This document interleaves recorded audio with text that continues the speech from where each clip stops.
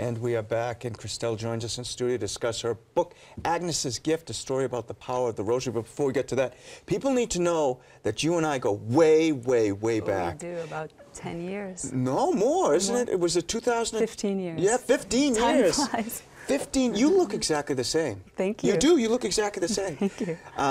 In the Master of Arts and Ministry program, I have to make sure Eldona would be, you know, upset if I don't mention the Master of Arts and Ministry program. So we're both products of that. Here at Catholic TV, and Bishop is holding up the book, we believe in the power of the Rosary. It's one of the most popular things we do here. Tell us what made you decide to write a book about it, which has some very sad times in it too, but you know. Yeah, well, I've been in college campus ministry for the past 13 years in the Archdiocese, and I wanted to just try to think of a creative way to just talk about the gospel and the Rosary in a way that teens and young adults could relate to it. So I thought, why not a fiction story about a young adult going through some difficult times and encounters the Rosary. And also it's for people who have prayed the Rosary for a long time, but sometimes you just need a shot in the arm, you know, you get stale, you get dry, so you just need, just sort of renew that flame, that spark. So that's why I wrote that. And I know, Kristelle, I know in the book that, that Agnes leads Jenna to prayer, which is pretty amazing in terms of a storyline, because I believe that she's agnostic. So what led you to this storyline, this whole theme, in order to bring out the power of the Rosary? Well, it was about trying to meet teens and young adults where they're at and where we're all at. So she's going through some difficult times. She's going through, her parents just divorced and they moved to a new neighborhood, and her brother's battling addiction. So Jen is feeling like, where is God? God is nowhere to be found. And, you know, if God really existed, why would my life be so difficult? Which I think we all wonder at a certain point. And so when they move to a new neighborhood, she meets Agnes, her elderly neighbor, who is just full of life and full of faith, and who's also gone through some difficult times. And Jenna notices that Agnes has some kind of spark, has something that she just never seen, even through her challenges and difficult times. So through their friendship, it kind of opens Jenna to the possibility of, well, if Agnes has faith, maybe I'll take another look. And then the story begins where her guardian angel appears to her, which is something a little bit different, and takes her through the mysteries of the Rosary. So she goes, she encounters the gospel, she meets the Lord, and she sees the mysteries of the Rosary in light of what she's personally going through. And so she sees that God is closer than she thought.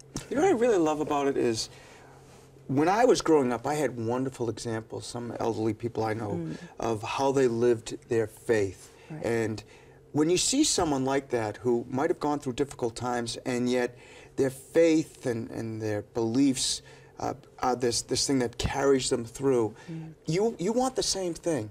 How is it important, especially with young people today, for someone like myself who's a little bit older, maybe a lot older than that, how is it that I should bring my faith forward as an example to them, and how important is it to be that example?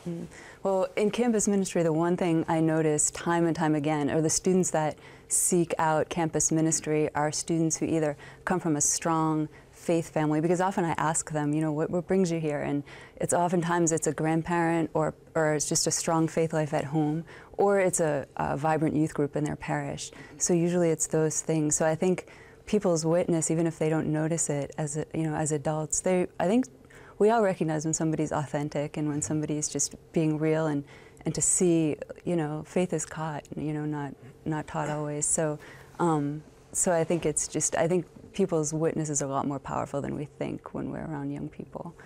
You know, when we pray the Rosary, we're meditating upon mysteries in the life of Jesus and his mother. And I think young people, all of us, we like things to be tangible, to be real.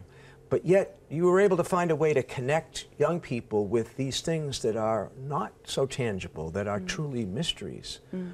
How did you pull that off? Well, I think sometimes, well, part of it was because I introduced the character, what Jenna was going through, and then the Rosary at the same time. So as she went through, she was taken on a journey through the mysteries of the Rosary with her guardian angel, and as she went through, because when we pray, obviously we carry with us everything that's in our heart, and so she did that. So for example, there's a scene where, during the carrying of the cross, where Jenna's thinking back, and she's saying to her guardian angel, I wish I could be like Simon of Cyrene, who's helping Jesus carry the cross. And the angel says, well, you are, because when people are suffering, like, we are carrying the cross. And so it flashes into her mind the scene of friend that she had, a teenager who was being bullied.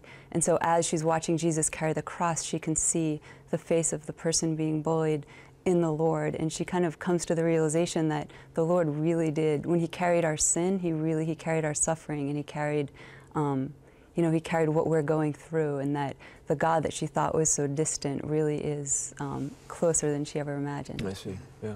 I like process. I like the whole thinking about process.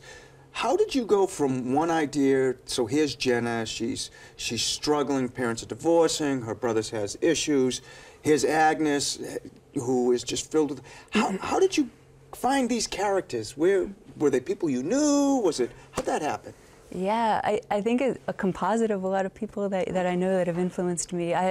My grandmothers were just very strong influences in my life, so thinking back on them and the strong women, my mom and my family, and so those sort of all were a composite to Agnes. Jenna, there's like a lot of my own struggles. I came back to the church when I was in college, and from actually being atheist, I just decided whoever believes in God, they're weak, and so I came back when I was studying abroad in France. I came back to the church. Wow. Yeah, and so I think that's what that age group kind of.